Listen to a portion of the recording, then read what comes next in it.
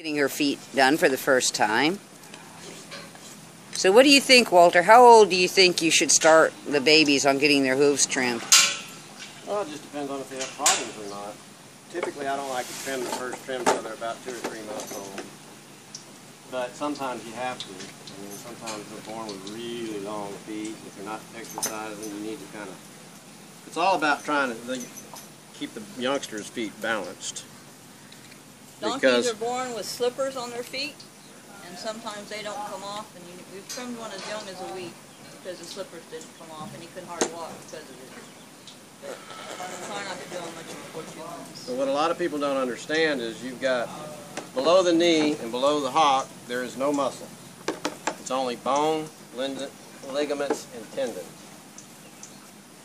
And what happens is, down here you've got your long pastern bone and your short pastern bone, and here you've got your cannon bone. And the thing to remember is 3, 6, 9. Your short pastern bone is fully mature by the time they're 3 months of age. The long pastern bone is fully mature by the time they're 6 months of age. And the cannon bone is fully mature by the time they're 9 months of age. So everything below the knee and hock is full grown before they're a year old.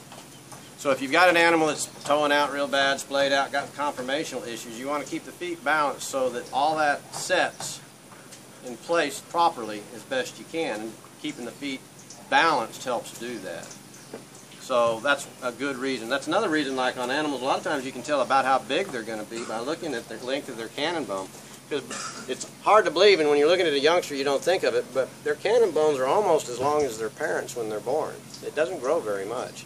And so you can tell a lot by the length of their cannon bone when they're young as far as how big they're going to grow out to be. Is there any truth to the measurement thing where you can take a measurement from the middle of their knee to the top of their coronary band and get a pretty good idea how many hands high they're going to be? Yeah, because essentially that's similar to what I was just saying, yeah. And there are formulas that people use by that. An inch equals a hand, I like right? to look at the mother. Yeah. And if their cannon bone when they're real young... 4 inches equal a hand.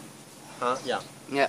I like to look at their mother because if their cannon bone is already longer than mom's, that means they're probably going to be bigger than mom. If it's shorter than mom, they're probably going to be a little smaller. If it's already about the size of their mom, they're probably going to be about that same size. That's a good way to, because they're always standing by mom. It's real easy to kind of look at it, but you got to learn to look at just that spot.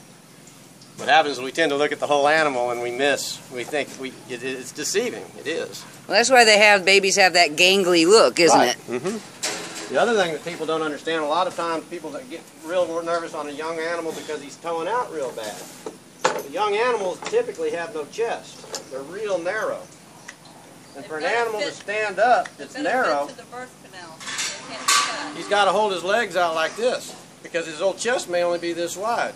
And if it is and he were standing straight, he'd fall over. He's got to go like this for physics so he can stand. And so what happens, they're young, they haven't filled out through their chest. And so what happens is they're going like this, and people think, oh my gosh, there's something wrong with him. No, as his chest widens and he matures, his legs will come in closer together. It's funny, in the old halter horse world, people used to worry about a lot of that stuff. The youngsters that were bred, they're born with their toeing out like that because they're narrow chest. And then as they age, their legs get straightened. By the time they're 3 years old, they got those massively wide chests, they're standing pigeon-toed. So there's a procession. Now, a lot of the animals don't get that wide chest, and they never grow out of it. So it just depends on what the animal's breeding is, who his mom and dad are, that kind of thing.